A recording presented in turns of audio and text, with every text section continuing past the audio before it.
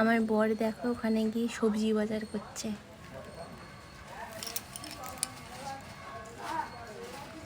Tomato নিয়েছে, বেগুন নিয়েছে, সব নিয়েছে। গুড মর্নিং বন্ধু।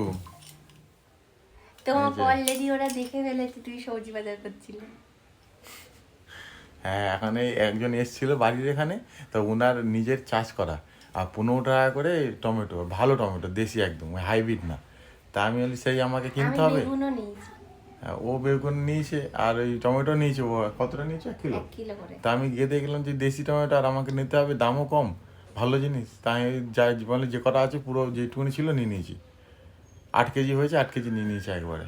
সেই তো কিনতেই হবে, তাই জিনিসটা ভালো। আর বাজারে তো এখন ম্যাক্সিমাম হাইব্রিড, দেশি মাল তো পাওয়া খুব কমই যায়। তাই বললাম পাওয়া ভালো গেছে, এখন নিয়ে নিই। ওনাকে নাম্বার দিয়ে দিয়েছি, ওনার নিজের চাষে শশা, টমেটো, বাড়ির চাষ করা মাল একটু ভালো হয়। আমি নাম্বার দিয়ে দিয়েছি, আমি হচ্ছে ফোন করতে, যখনই হবে নিয়ে নেওয়া। আচ্ছা যাই হোক, এখন গুড মর্নিং। গুড মর্নিং বলো। Good morning. আর ওই যে ও কফি আজকে করে না র চা করেছি। রচা করেছে, এখন খাওয়া হবে। অনেকদিন র চা খাওয়া। আর একটা জিনিস দেখাচ্ছি তোমাদের, এই ওর আজকে থেকে ওকে ওর ফোন আমি নিয়ে নিচ্ছি, আর ওর জন্য এইটা অর্ডার দিয়েছি।